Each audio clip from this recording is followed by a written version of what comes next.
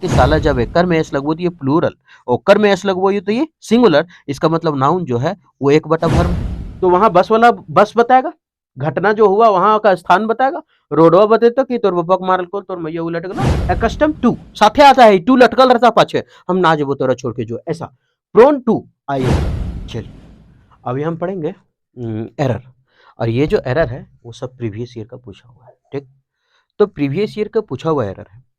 आपको अगर लगे कि हम इस वीडियो से कुछ अगर सीखे हैं तब आप हमारे साथ कंटिन्यू रहिए। अगर लगे कि नहीं हम इतना टाइम दे करके कुछ नहीं सीखे तो आप स्वतंत्र हैं इसके लिए कि आप डिसलाइक भी कर सकते हैं, क्योंकि आप स्वतंत्र हैं और आपका समय कीमती है तो हम ले नहीं सकते फालतू में। ठीक है, तो आप क्या कहें, अगर लगे कि ना सीखे तो एक पहला काम की डिसलाइक करना है। दूसरा दूसरा काम ये करना है कि आप इस वीडियो को स्किप कीजिए और किसी और का वीडियो जा करके देखिए जहां आपको समझ में आए, क्योंकि दोस्त बहुत मुश्किल से हम सरकारी नौकरी लिए। ठीक है, तो सरकारी नौकरी लेना ज़रूरी है ना?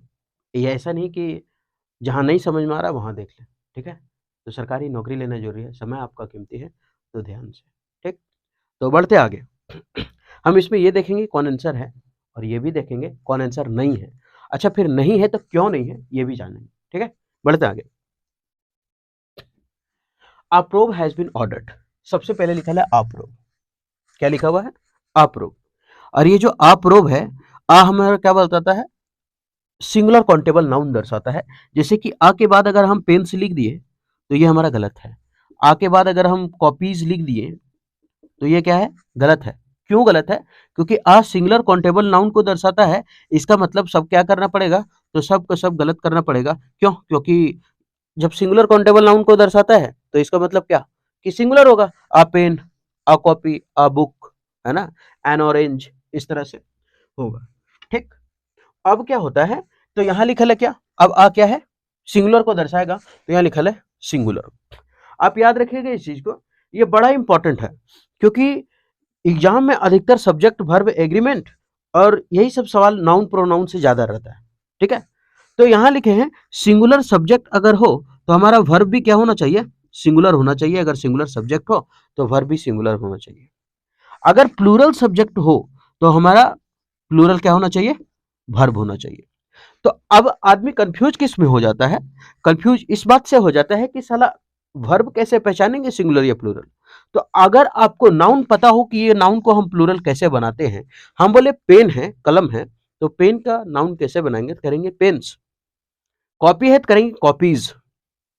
अगर मोबाइल है तो करेंगे मोबाइल्स, फोन्स। माइक है तो माइक्स, बोर्ड्स, ऐसा करेंगे। तो इसका मतलब जब हम नाउन में एस लगा रहे हैं तो ये हमारा क्या बन जा रहा है? ये बन जा रहा है प्लूरल। तो सवाल वर्ब कैसे बनाएं? जैसे मान लेते हैं कि खाना हुआ इट, तो ये सिंगुलर की प्लूरल। तो आपको ये याद रखना है कि जब हम वर्ब में एस लगाते हैं तो ये सिंगुलर बनता है।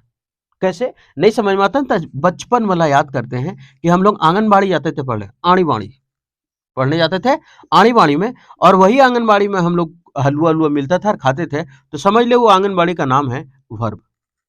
क्या नाम है? वर्ब। वहां पढ़ाता था A for apple, B for ball, तो जब एस का बारी आता था तो करता था एस फॉर सिंगुलर।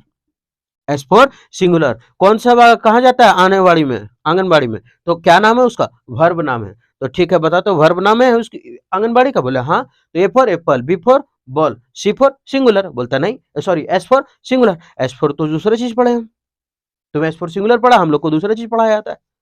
तो क्या पढ़े? तो ठीक है, एस फॉर हम लोग पढ़े सिंगुलर। तो जब वर्ब का स्कूल में एस फॉर सिंगुलर पढ़ाया जाता है तो याद रखना कि वर्ब मतलब एस फॉर सिंगुलर। तो जब वर्ब में एस लग जाए तो वो होता है एस फॉर सिंगुलर। ठीक, एक तो ऐसे याद रख सकते हैं, एक ऐसे भी याद रख सकते हैं कि अगर नाउन में एस लगा रहे हैं तो वो क्या बन रहा है? प्लूरल। लेकिन अगर जब वर्ब में एस लगा रहे हैं तो वो क्या बन रहा है? सिंगुलर। जब नाउन में एस लगा रहे हैं तो प्लूरल, और जब वर्ब में एस लगा रहे हैं तो सिंगुलर। इसका मतलब कह सकते हैं कि साला जब एक कर में एस लगवो तो ये प्लूरल, और कर में एस लगवो ये तो ये सिंगुलर। इसका मतलब नाउन जो है वो एक बटा वर्ब है, यानी noun equal to inversely proportional of one by verb. याद रखने के लिए हमको ये जुगाड़ लगे कोर्स का मतलब है। दूसरा को हम तो हर वीडियो में बताते हैं। ठीक है, तो याद रखने के लिए कुछ भी कर लेते हैं। तो ये भी याद रखने का तरीका है वो भी, कि नाउन और वर्ब जस्ट उल्टा है, क्योंकि नाउन में एस लगाते हैं प्लूरल, वर्ब में एस लगेंगे तो सिंगुलर। तो आप समझ में आ गया, सिंगुलर सब्जेक्ट सिंगुलर वर्ब। तो यहाँ सिंगुलर है अप्रूव, एक पूछताछ, एक पूछताछ। प्रूव का मतलब पूछताछ, जांच, है ना। अब यहाँ अप्रोब है तो ये सिंगुलर लेता है, तो हैज क्या है, सिंगुलर। अब हैज क्या वर्ब है, हाँ हैज वर्ब है। और कौन सा वर्ब है, एस फॉर सिंगुलर। क्यों, क्योंकि is S for singular, was S for singular, has S for singular, है ना। ऐसा चीज होता है। हालांकि राइटिंग थोड़ा खराब रहेगा क्योंकि नीचे लिखना पड़ता है, तो ऐसे करके लिखते हैं ना, इसलिए। ठीक है, तो बाकी जो आप लोग को चाहिए मेन चीज वो अच्छा से लिख देते हैं। ठीक, बड़ी टाइम लगता है, कोई बात नहीं। तो अप्रूव हैज बीन ऑर्डर्ड। अब यहां लिखा है अप्रूव हैज बीन। अब एक है हैज। अब एच के साथ हमेशा वर्ब का कैसा फॉर्म होता है, वर्ब का तीसरा फॉर्म है। वर्ब का तीसरा फॉर्म में एच कौन कौन है, तो तीन गो होगा। तीसरा फॉर्म में तीन गो है, एक हैव है, याद रखने के लिए है, एक हैज है और एक हैड है। ठीक है, आप याद रखिएगा, एगो गेट भी इसके साथ लग लगाल चलता है। गेट भी अगर लिंकिंग वर्ब के रूप में प्रयोग हो ना, तो इसके बाद भी वर्ब का तीसरा फॉर्म होता है, ये भी याद रखना है, पूछता है सवाल। ठीक है, ये है। तो एच के बाद वर्ब थ्री का फॉर्म है ऑर्डर्ड, हाँ है, बिन ऑर्डर्ड है। लेकिन अब सवाल की यहां बोला गया है कि एक जांच का आदेश दे दिया गया। तो ठीक है, एक जांच का आदेश दे दिया गया मतलब सेंटेंस पेसिव में है। और जब सेंटेंस पेसिव में है तो आप कैसे समझे कि ये सेंटेंस पेसिव में है। तो आप याद रखिएगा, एक की बी फॉर हम लोग गांव में जानते हैं क्या, बाबा, या फिर बी फॉर बप्पा। तो बप्पा का 7 गो बेटा है, एक है इज है, एक एम है, एक आर है, एक वाज है, एक वर है और एक बीन है और एक बीइंग है। ठीक, 8 गो हुआ, तो टोटल मिला के 1 2 3 4 5 6 7 और एक भी खुद 8। अगर ये सब के साथ अगर वर्ब का तीसरा फॉर्म लगा है तो समझ जाना वो सेंटेंस किसमें, पेसिव में है। इस सब के साथ अगर वर्ब का तीसरा फॉर्म है तो सेंटेंस पेसिव में है। आप देखिए यहाँ पर बिन प्रयोग हुआ है कि नहीं, तो बिन है, उसके बाद वर्ब का तीसरा फॉर्म है, तब समझ गए कि सेंटेंस पेसिव में है। ठीक है, तो आप समझे कि अप्रोब है, अप्रोब है तो आगे सिंगुलर है, क्योंकि अ सिंगुलर लेता है, हैज एस फॉर सिंगुलर हो गया, यहां तक सही हो गया। एच वर्ब थ्री लेता है, वर्ब थ्री है, बिन के बाद वर्ब थ्री, मतलब सेंटेंस पेसिव में है। मतलब पहला में कोई गलती मिला नहीं मिला। आगे बढ़ लेते हैं। बाय द इंसिडेंट, यानी घटना के द्वारा उसको आदेश दिया गया। अच्छा, घटना के द्वारा आदेश दिया गया कि घटना के लिए पूछताछ के लिए आदेश दिया। थोड़ा समझने वाली बात है कि एक पूछताछ के लिए, एक जांच के लिए आदेश दिया गया, घटना के लिए आदेश दिया गया कि घटना के द्वारा दिया गया। घटना, इंसिडेंट तो कोई घटना है, वो कैसे हमको आदेश दे सकता है। बस ने एक स्कूटर को टक्कर मारा, बस वाला हो गया हॉस्पिटल में भर्ती। अब एक बात समझ, तो वहां बस वाला बस बताएगा, घटना जो हुआ वहां का स्थान बताएगा, रोडवा बतेता कि तोर बपक मारल को तोर मैया उलट गला, ऐसा तो नहीं होगा। तो इसका मतलब है कि घटना के द्वारा नहीं, घटना के लिए बताया, एक जांच दिया गया कि किसका पूछताछ के लिए जांच दिया, घटना के लिए, इंसिडेंट के लिए। तो इस बाय को करेंगे 4, बाय को क्या करेंगे 4 करेंगे। अप्रूव हैज बीन ऑर्डर्ड, एक जांच मतलब ऑर्डर दिया गया, जांच का ऑर्डर दिया गया, किसके लिए, घटना के लिए, घटना के द्वारा नहीं है। तो ये हो गया। आगे क्यों गलत नहीं है ये देख लेते। द हमारा क्या, डिटर्मिनर। द हमारा क्या है, डिटर्मिनर। डिटर्मिनर का मतलब होता है कि डिटर्मिनर ए भी हो सकता है, डिटर्मिनर एन भी हो सकता है, डिटर्मिनर द भी हो सकता है। वो हर चीज डिटर्मिनर है जिसके बाद नाउन आता है। जैसे अधिकतर, जैसे सच, वो भी डिटर्मिनर है क्योंकि उसके बाद नाउन आता है। तो इसके बाद अगर एक वर्ड होता है तो वो हमारा नाउन होता है। अगर 2 वर्ड होता है तो वो होता है पहला एडजेक्टिव और दूसरा होता है नाउन। अगर 3 वर्ड होता है तो फिर वही नाउन, एडजेक्टिव और पहला होता है हमारा एडवर्ब। ठीक, नाउन कैसे पहचानेंगे, तो जिसको प्लूरल बना सकते हैं नाउन है, आई ओ एन एंडिंग वर्ड अधिकतर नाउन होता है। एडजेक्टिव किसको पहचानेंगे, ओ यू एस अधिकतर एंडिंग वर्ड एडजेक्टिव है, आई सी एंडिंग वर्ड अधिकतर एडजेक्टिव है, ए एल एंडिंग वर्ड अधिकतर एडजेक्टिव है, फिर F U L ending word अधिकतर एडजेक्टिव होता है। और नहीं तो जो कैसा कैसी का जवाब दे दे वो एडजेक्टिव होता है। ठीक है, एडवर्ब जो कब और कहां का जवाब दे दे। और नहीं तो 80% एडवर्ब में एल वाई लग करके वो बन जाता है एडवर्ब। ऐसा है, ये इसको कहते हैं इंडिफिनिट आर्टिकल, इसको कहते हैं डिफिनिट आर्टिकल। ठीक, तो यहाँ दा के बाद क्या वर्ड है, एक ही वर्ड है ना, तो दा के बाद एक वर्ड है, इसका मतलब एक ही वर्ड लगेगा ना, क्या लगेगा, नाउन। तो इसका मतलब इंसिडेंट क्या हो गया, घटना। ठीक है, तो यहां हो गया। आगे फिर से लिखा है दैट ऑकर्ड, जो हुआ एट द सेलिब्रेशंस, कहां पर, सेलिब्रेशंस पर। तो इसका मतलब यहां तो कोई गलती नहीं है, एट छोटी जगह के लिए है, जहां घटना हुआ वहां का बात कर रहा है। द फिर से डिटर्मिनर है, यह हमारा नाउन हो गया, ये घटना का बात कर रहा है कि जब हुआ, तो ये भी सही हो गया। तो गलती जो था वो मार दी है। ठीक, हाँ, ऑकवर्ड मतलब होता है घटना हुआ जहां पर। द मंकी स्विंग्ड, पहले देखते हैं द मंकीज। अब यहाँ क्या है, द के बाद एक ही वर्ड है ना, तो हम लिखे थे एक वर्ड है तो नाउन होना चाहिए, तो नाउन है, तो ये नाउन है एक, लेकिन यहाँ क्या लिखा है, प्लूरल, मंकीज बहुत सारे बंदर है ना। तो आगे देख लेते हैं, सिंगुलर प्लूरल जो भी छाटना है छाट लेते हैं।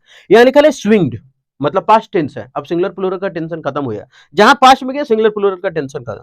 द मंकी स्विंग्ड, झूला, ऑन द ब्रांचेस। अब ऑन कहां पर है, तो द हमारा फिर से डिटरमिनर, और ब्रांचेज मतलब शाखा, ठीक है। तो ऑन द ब्रांचेस मतलब ब्रांच पर, ऑन द ब्रांचेस मतलब शाखा पर ना झूल रहा था, वो शाखा पर झूल रहा था। ओवर द ब्रांच अगर रहता तो भी गलत हो जाता, क्यों बताते हैं।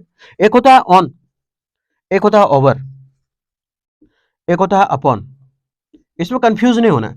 ऑन क्या है तो मालूम है, जैसे मान लेते हैं कि एक चट्टान है, पत्थर, और उस पत्थर पर अगर हम अपना पीछे वाला डिक्की अगर रख के बैठे हैं, अगर मेरा पीछे वाला डिक्की सटल है पत्थर पर तो ऑन लगता है, सटल रहना चाहिए। लेकिन ओवर, अगर कोई पकड़ के चुंदिया पकड़ के बाल पकड़ के अगर कोई उठेले और पीछे डिक्की मेरा सट नहीं रहा है, अगर पीछे डिक्की मेरा यहां सट नहीं रहा है तो इसका मतलब ओवर लगेगा। और अपॉन कब होगा, जब इस पत्थर को हम क्या कर रहे हैं, गति में पार कर रहे हैं, उछल के, I jump on the rock, sorry upon the rock, ऐसा। तो समझ में आया ओवर कहाँ लगेगा, ऑन कहाँ लगेगा। इसीलिए पंखा ओवर में लगता है ना, क्योंकि हम लोग का पंखा सटल नहीं रहता है, लगता तो मुड़ ही झोटिया बंद आ जाता। तो ये हो गया। अब यहाँ क्या हो गया, तो ऑन लगा ले, क्यों, क्योंकि ब्रांच पर झूल रहा था, पकड़ ले, सटल तो है उस पर, तो ऑन द ब्रांच, ठीक। और सबसे पहले ये गलती क्या है एक बार बता दे, कि ये स्विंग्ड कोई वर्ड है ही नहीं, स्विंग्ड कोई वर्ड है ही नहीं, क्यों, क्योंकि एक होता है स्विंग मतलब झूलना, इसका वर्ब 2 होता है स्वैंग, और वर्ब 3 भी होता है स्वैंग, ठीक है। ये बाकी स्विंग्ड वर्ड कोई नहीं है, ये तो थोड़ा सा याद रखना होगा, स्विंग स्वैंग स्वैंग, है ना, उसी तरह। तो द मंकी स्वैंग होगा झूला, स्विंग्ड कोई वर्ड ही नहीं है, ठीक है। तो यहां हो जाएगा स्वैंग, झूला, कहां पर। अब तो गलती में समझ में आ गया, लेकिन गलती क्यों नहीं है आगे वो भी तो देखें। द ब्रांचेज कहां पर, द हमारा डिटरमिनर हो गया, उसके बाद नाउन है, ब्रांचेस ठीक है, झूल रहा था, एंड जंप्ड। अब ये and jumped over the compound wall, over the compound wall मतलब क्या, जैसे अभी हम क्या बोले, ओवर आ गया ना।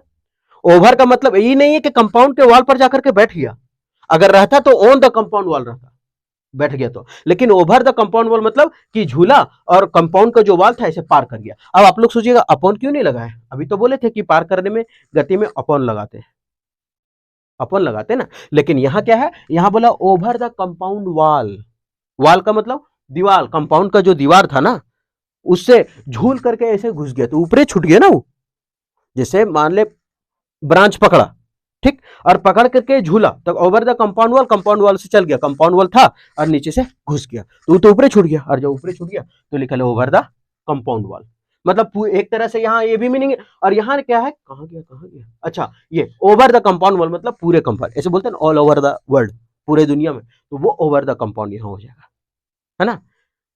तो यहाँ द फिर से क्या है, डिटरमिनर, और कंपाउंड वॉल हो जाएगा हमारा, तो द के बाद दो वर्ड हो गया, तो ये हमारा नाउन हो जाएगा, ये हमारा एडजेक्टिव हो जाएगा, ठीक। अब यहाँ एंड का कहानी थोड़ा बताते हैं। यहाँ ओवर पूरे का मीनिंग दे रहा है, याद रखिएगा, अब ओवर प्रीपोजिशन का मीनिंग नहीं देता, देता है मीनिंग प्रीपोजिशन का, लेकिन यहाँ पर जैसे बोलते हैं ऑल ओवर द वर्ल्ड, पूरी दुनिया में, तो यहाँ लिखा है ओवर द कंपाउंड वॉल, मतलब पूरे कंपाउंड वॉल में, ऐसा, ठीक है। उसको छलांग मारा, घुस गया अंदर से, ऊपर छूट गया। यहाँ क्या लिखा है, क्या बताने जा रहे थे, एंड का कहानी, एंड अपने साथ भरवन ले, अगर इधर है तो उधर भी भरवन होगा, क्यों, क्योंकि एंड जो है ना दोनों साइड अपना बराबर करके चलता है, अगर वर्ब 2 है तो इधर वर्ब 2 होगा, अगर इधर सिंगुलर तो उधर सिंगुलर, अगर प्लूरल तो प्लूरल, और जहां भी एंड आएगा और दो चीजों को जोड़ा तो समझ जाना है कि वो प्लूरल बनेगा, क्या बनेगा, प्लूरल बनेगा। अगर नाउन आया तब, तो यहाँ क्या है देखिए, यहाँ एंड के कहा गया, एंड, ये एंड लिखा है, एंड के पहले स्वयं वर्ब 2 है, तो एंड के बाद भी वर्ब का दूसरा फॉर्म है जंप, तो यहाँ अगर जंपिंग लिखा रहता तो ये भी गलत कर देते हैं, तो यहाँ सही है, तो ऑन द ब्रांचेज हो गया, और ओवर द कंपाउंड वॉल, है ना, उसके ऊपर क्या हुआ, मार दिया छलांग। द एनर्जी रिक्वायर्ड, यह लिखा है एनर्जी रिक्वायर्ड, एनर्जी जरूरी है, ठीक है, एनर्जी जरूरी है, द एनर्जी। अब द फिर से डिटरमिनर, तो ये हो गया नाउन, और रिक्वायर्ड जरूरी है, यहां तक कोई दिक्कत नहीं है, पास्ट का सेंटेंस है। 4 क्या है हमारा, प्रीपोजिशन, और प्रीपोजिशन के बाद आने वाला वर्ब कैसा होता है, चौथा फॉर्म होता है, लेकिन अगर प्रीपोजिशन के बाद वर्ब ना आए तो क्या आएगा, कोई ऑब्जेक्ट आएगा, कोई नाउन आएगा, कुछ भी आएगा लेकिन कुछ रहेगा अगर वर्ब नहीं आया तब। तो यहां लिखा है कि द एनर्जी रिक्वायर्ड, एनर्जी जरूरी है फॉर किसके लिए, तो फॉर के बाद परफॉर्म है और परफॉर्म हमारा क्या है वर्ब, लेकिन प्रीपोजिशन के बाद वर्ब आया तो इसका मतलब कैसा फॉर्म, वर्ब का चौथा फॉर्म चाहिए, तो फिर इसको क्या करना पड़ेगा, परफॉर्मिंग करना पड़ेगा, मतलब यहां आईएनजी लगा दे क्योंकि प्रीपोजिशन के बाद क्या होता है फोर लगता है। ठीक है, जैसे कौन कौन प्रीपोजिशन हुआ, प्रीपोजिशन हुआ फोर हुआ, ऑन हुआ, इन हुआ, टू हुआ, लेकिन टू हमेशा अपने साथ इंफिनिटिव लेता है, टू के बाद वर्ब वन आता है, लेकिन ये भी याद रखना है कि टू के बाद वर्ब वन होता है, क्या टू के बाद वर्ब फोर नहीं होता, हाँ होता है, वो एडजेक्टिव के साथ अगर लगा आ गया तो वो फिर आईएनजी लगेगा, वो अगर कोई इडियम फ्रेज के साथ लगा हुआ आ गया तो वो फिर आईएनजी लगेगा, जैसे प्रोन टू आईएनजी लगेगा, एकस्टम टू साथे आता है, टू लटकल रहता पाछे, हम ना जबो तोरा छोड़ के जो, ऐसा प्रोन टू आईएनजी लगेगा, एकस्टम टू लगेगा, अधेर टू आईएनजी लगेगा, और एडिक्टेड टू आईएनजी लगेगा, with a view to ING लगेगा, लुकिंग फॉरवर्ड टू आईएनजी लगेगा। ठीक है, तो हमको वही वही जो हम बोले हमको वही याद है ना, जो ज्यादा बार मिला है, ठीक है, ज्यादा बार बनाते वक्त मिल गया वही, तो टू के बाद वर्ब वन होता है, बस खाली उस सब के साथ नहीं आना चाहिए जो सटल लगल आता है। ठीक, तो कहाँ हो गया, हाँ परफॉर्मिंग हो गया, तो यहां तो समझ में आ गया। अब है वेरियस, वेरियस बहुत सारा चीज बताता है, आगे बहुत सारा चीज बताता है, आगे प्लूरल होना चाहिए, तो वेरियस फंक्शंस प्लूरल हो गया, सही है, कोई दिक्कत नहीं है। ऑफ प्रीपोजिशन है, आएगा वर्ब तो वर्ब का चौथा, लेकिन कोई ऑब्जेक्ट कोई बात नहीं है, द डिटरमिनर, उसके बाद नाउन आ गया बॉडी। ठीक है, और उसके बाद is obtained form, food is obtained form, अब इज क्या है, सिंगुलर वर्ब हो गया ना, ऑब्टेन्ड वर्ब का तीसरा फॉर्म, हम बोले बी का 8 गो रूप होता है उसमें इज भी था, और इज के बाद वर्ब 3 है, तो ये सेंटेंस किसमें, पेसिव में है, फ्रॉम फूड, किसका फ्रॉम, कहां से, तो फ्रॉम फूड से। The energy required for performing various functions of the body is obtained from food, जो हम लोग फूड से प्राप्त हम जो करते हैं उससे हम लोग क्या करते हैं, परफॉर्म, एनर्जी रिक्वायर्ड होता है, उसके लिए जरूरी होता है कोई भी फंक्शंस को करने के लिए। ठीक, ऐसा कहा गया इसमें, तो समझ में आ गया। आगे डिस्पाइट ऑफ, पहले ही तो गलत लिख दिया डिस्पाइट ऑफ, आप याद रखिएगा in spite of, in spite of बराबर होता है डिस्पाइट, बराबर होता है not with standing, not with standing,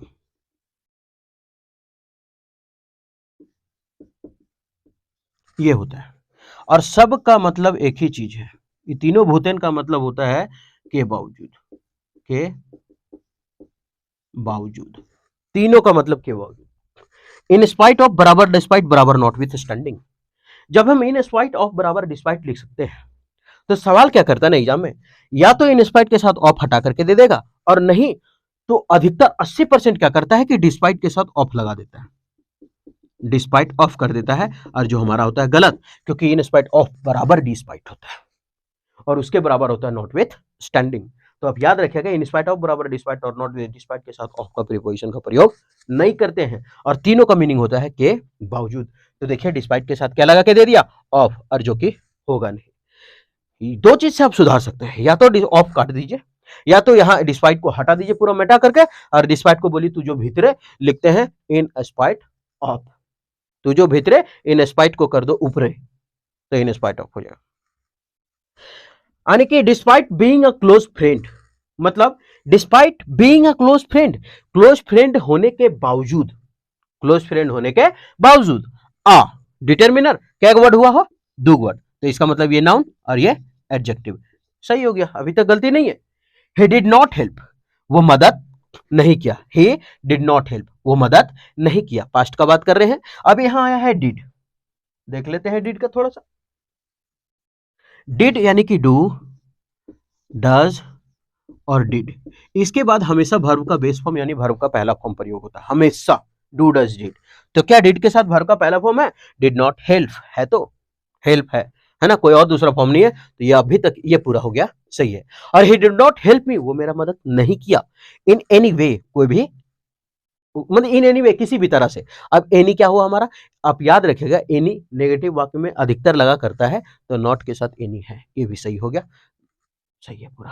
ठीक है, तो यहाँ इन प्रीपोजिशन था, लेकिन यहाँ बताया कि कोई किसी भी तरह से वो हमारा मदद नहीं किया, इन एनी वे, कोई भी तरह में, कोई भी तरह में मेरा मदद नहीं हुआ। ठीक है, ऐसा मीनिंग था, तो ये हो गया हमारा सही। आगे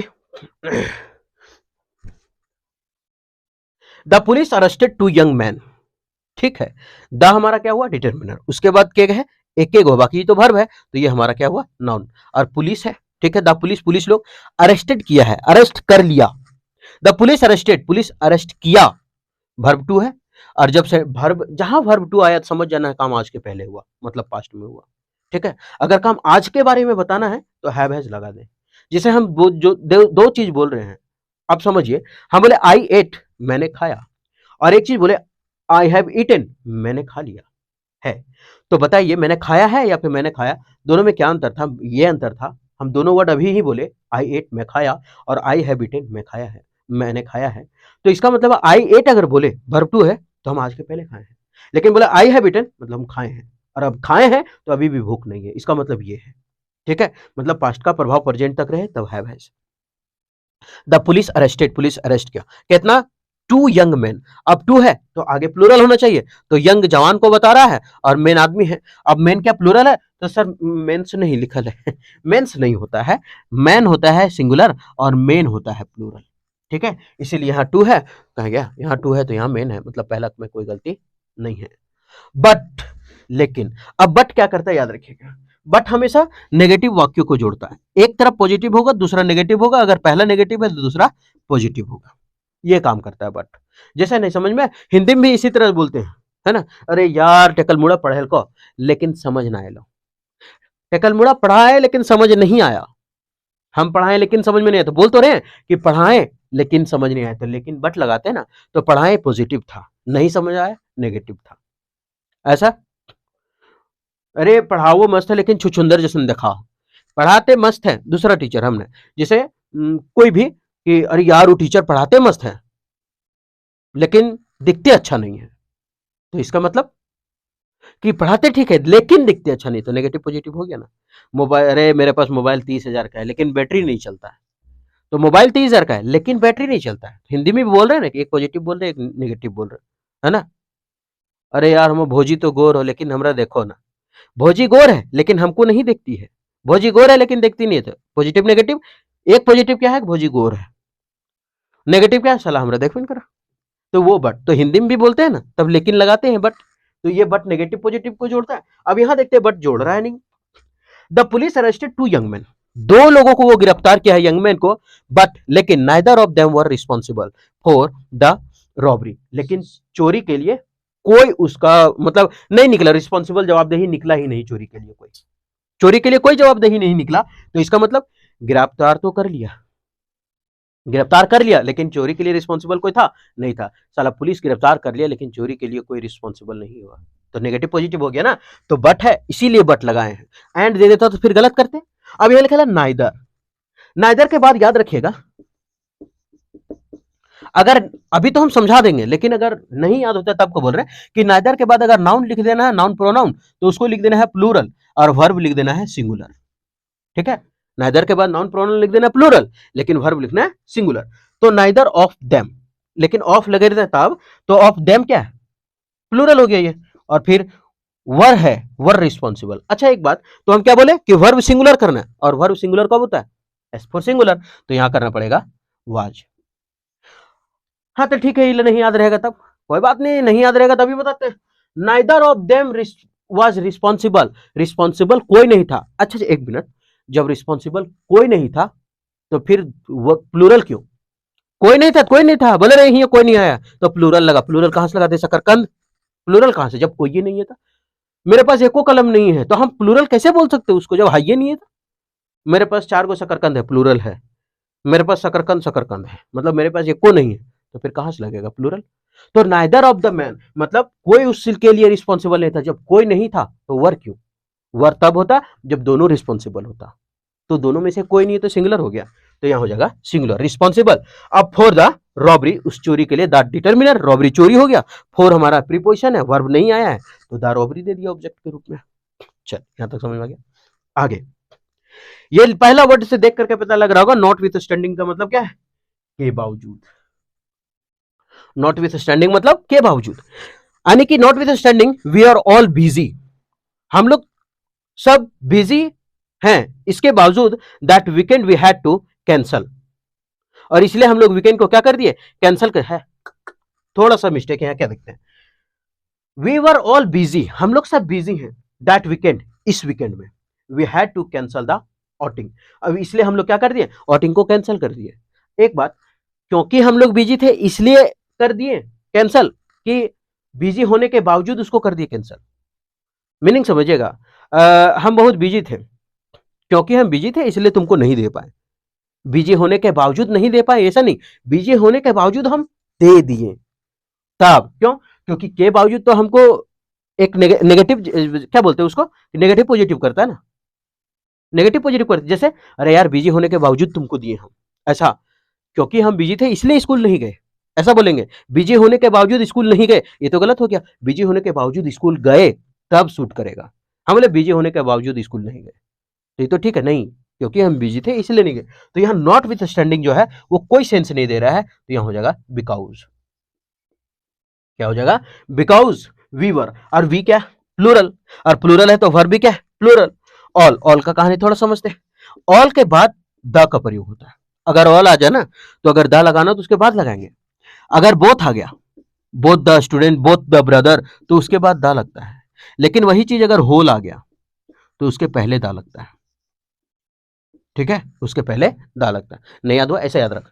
कपड़ा बोथने जानता है सब, सबका इंग्लिश ऑल, और बोथना कपड़ा बोथना, ऑल बोथ द, सब कपड़ा both the, all both the, all both the, सब कपड़ा बोथ द, और होल आ गया तो द, अभी याद नहीं हुआ, ऐसे याद रखते हैं। अल्फाबेट पढ़ते हैं, ए बी सी डी, पहले ए आता है बाद में टी, ठीक हो, फिर ए बी सी डी, एक में पहले बी आता है फिर टी बाद में, ए बी सी डी, अरे पहले टी आता है बाद में डब्ल्यू आता है, टी यू भी डब्ल्यू, तो अल्फाबेट में जो जैसे सूट करे वैसे बैठा देते हैं, ठीक है। और क्या है, और ऑल के बाद आप याद रखिएगा कि अगर, अगर ऑल के बाद अगर गिनने वाला नाउन है, काउंटेबल है, तो वो प्लूरल फॉर्म में आता है, लेकिन अगर ऑल के बाद नहीं गिनने वाला है तो वो सिंगुलर होता है, ठीक है। जैसे हम बोले all is well, all is well, तो ये तो वेल तो गिन ही नहीं सकते इसको, सबको अच्छा, क्या अच्छा है, कितना अच्छा है, 5 गो अच्छा है, कितना अच्छा ही भरल है तोर बपम 5 गो, कौन अच्छा है कि दूसर के जनिक 4 बार देखते घूर घूर के, कौन गोर हो कौन ना, तो ऑल इज वेल। और अगर इसको, अगर तो ये गिनने वाला नहीं था, लेकिन अगर गिनने वाला हो गया,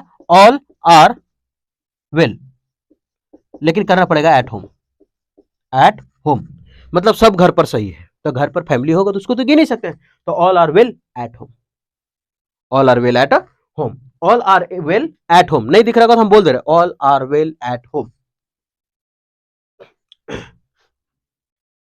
अब यहां तक समझ में आ गया ऑल का कहानी। तो ऑल बिजी, हम ही लोग सब क्या थे, बिजी थे दैट वीकेंड, इस वीकेंड में। उसके बाद यहां तक सही है, we had to cancel the outing. अब यहां क्या लिखे थे, टू, टू के बाद वर्ब का पहला फॉर्म कैंसिल कर दिए हम लोग, ठीक। अब यहाँ वी हैड टू कैंसल, अच्छा ये हैड टू कैंसल, आप सोचिए कि साला एच वालम का अल्कोहल की वर्ब 3 लगता है, हम तभी बोले थे जब वो लिंकिंग वर्ब का काम करे। यहाँ लिखा है टू जो है ना, टू अपने साथ इन्फिनिटिव, तो यहाँ वी हैड टू कैंसल, जब भी हैव टू है ना, तो ऐसा मीनिंग निकलता है उसका कि मुझे कैंसिल करना पड़ा, I have to went, I have to go, मुझे जाना पड़ा, आई हैव टू राइट, मुझे लिखना पड़ा, मजबूरी आ जाता है जब हैव टू लग जाता है तो, ठीक है। तो we had to cancel the outing, तो हम आउटिंग को क्या कर दिए, कैंसिल करना पड़ा, ठीक। आगे बढ़ते, the teacher and her student.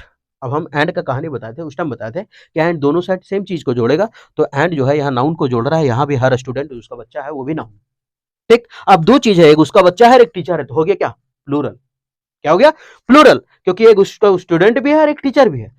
अब स्टूडेंट एक है कि दो, उससे कोई मतलब नहीं, दो हुआ कि नहीं, एक स्टूडेंट भी है और एक टीचर भी है। हाँ, आप बोलिएगा कि यहाँ दा तो नहीं लगा है, जितना आर्टिकल उतना वस्तु, यहाँ बता दिया ना कि उसका स्टूडेंट और टीचर तो अलग अलग है, और जब अलग अलग है तो इसका मतलब ये प्लूरल है, और जब प्लूरल है तो फिर यहाँ लिखा है वाज, और एस फोर क्या होता है, सिंगुलर, तो एस फोर सिंगुलर ना होकर के क्या होगा, यहाँ वर होगा, तो आप लिखिए वर, क्या लिखे, वर, वर इंगेज, मतलब सब क्या थे, बिजी थे इन अ डिस्कशन, बात में। अब इंगेज वर के साथ वर्ब क्रिया है, इसका मतलब सेंटेंस पैसिव में है, ठीक है, कोई दिक्कत नहीं है। अब इन अ डिस्कशन, किसमें, तो डिस्कशन में है, इसके लिए इन का प्रयोग हुआ है, आर डिटर्मिनर है, उसके बाद डिस्कशन आया है, तो इसका मतलब वो नाउन होगा। On the current political crisis, किस पर वो लोग बिजी है, करंट पॉलिटिकल क्राइसिस पर। अब दा है, दा के बाद क्या एक वर्ड है, 3 गो थे, तीनों लगा ले, noun, adjective noun, adverb adjective noun, ठीक है। तो यहां तक हो गया सही, हम बोले थे ना A L ending word adverb होता है, सॉरी एडजेक्टिव होता है। अब बोले एल वाई एंडिंग वर्ड होता है, कोई दिक्कत नहीं, हम क्या बोला 80% L Y ending word adverb होता है, और बाकी 20% तो छुटल है ना हो आगे। एवरी पार्टिसिपेंट गेव, प्रत्येक पार्टिसिपेंट दे दिया है। सो आउटस्टैंडिंग परफॉर्मेंस दैट, बहुत अच्छा परफॉर्मेंस दिया है। थोड़ा ये बात को थोड़ा अच्छा से समझिएगा कि सो जो है अपने साथ दैट लेता है और सच भी अपने साथ लेता है दैट, दोनों दैट लेता है। अंतर क्या है यहां निकले, चल एवरी पार्टिसिपेंट, प्रत्येक पार्टिसिपेंट गिव दिए, सो आउटस्टैंडिंग परफॉर्मेंस, क्या दिए? आउटस्टैंडिंग परफॉर्मेंस दिए। ये जो हमारा परफॉर्मेंस है ये हमारा है नाउन, और ये जो आउटस्टैंडिंग है ये हमारा है एडजेक्टिव।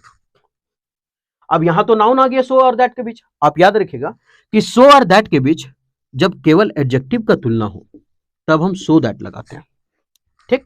लेकिन जब सच और दैट का प्रयोग हो तब हम लगाते हैं बीच में नाउन का प्रयोग, और नाउन को क्वालिफाई करने आता कौन है? एडजेक्टिव। तभी तो लिखे थे पहला नाउन होता है, दूसरा एडजेक्टिव और नाउन होता है। तो यहां एडजेक्टिव क्वालिफाई करने के लिए आता है नाउन को, तो नाउन का क्वालिफायर एडजेक्टिव हो गया, तो सच दैट। अब यहां नाउन है और एडजेक्टिव है, ठीक। लेकिन सो को केवल एडजेक्टिव है, तो यहां लिखा है सो आउटस्टैंडिंग परफॉर्मेंस। अभी तो गलत हो गया दोस्त, काहले काहले गलत हो? क्योंकि ये एडजेक्टिव और ये नाउन है, और नाउन अगर बीच में रहे तो इसका मतलब सच लगता है।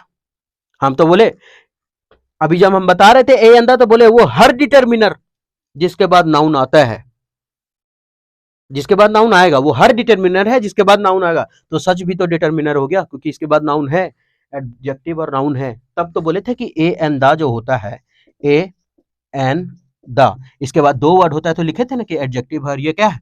नाउन है।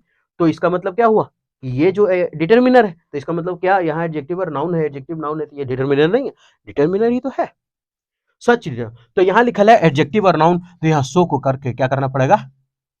सच करना पड़ेगा।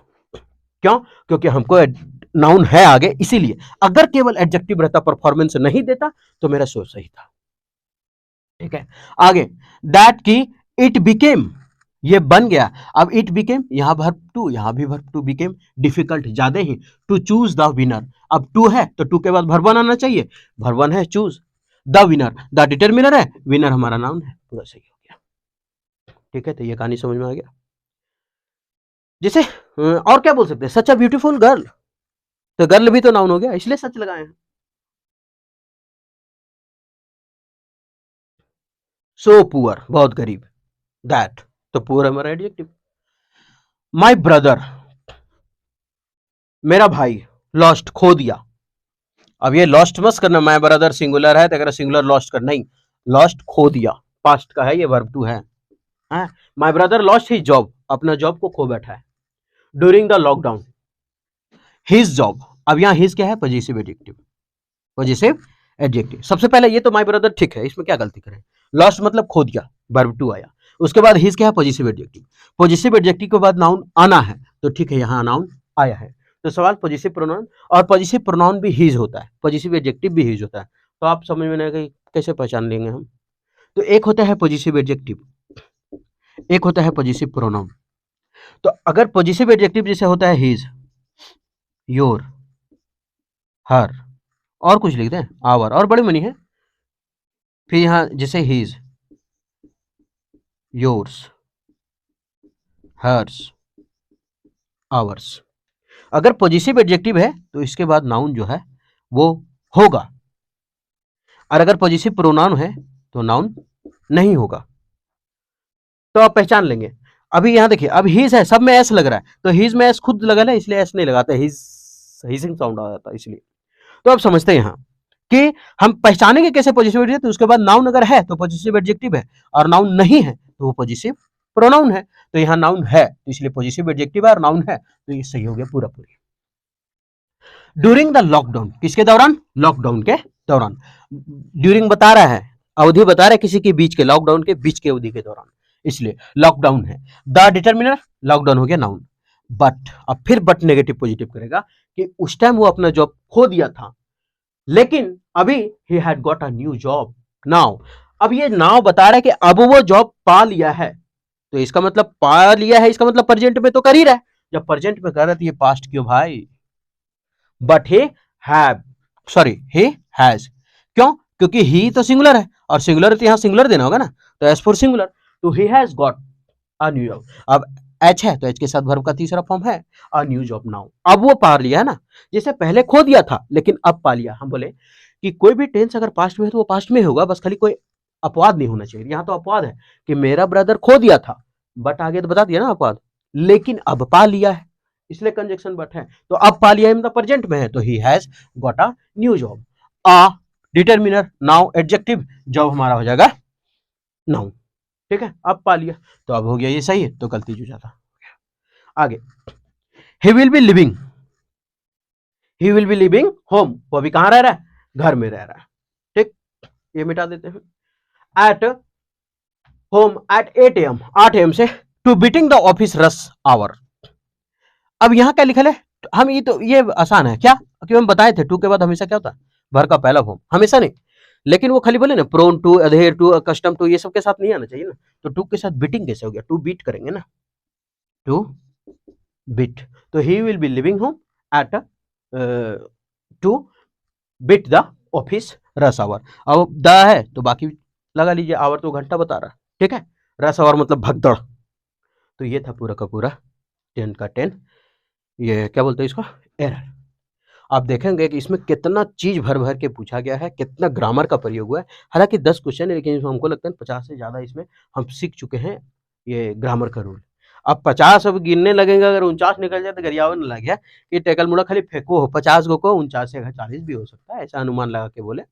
ठीक है, तो अब यह अगर लगे कि हम इससे कुछ सीख लिए हैं और अच्छा लगा पढ़ने में तो आप हमारे साथ कंटिन्यू रहिए।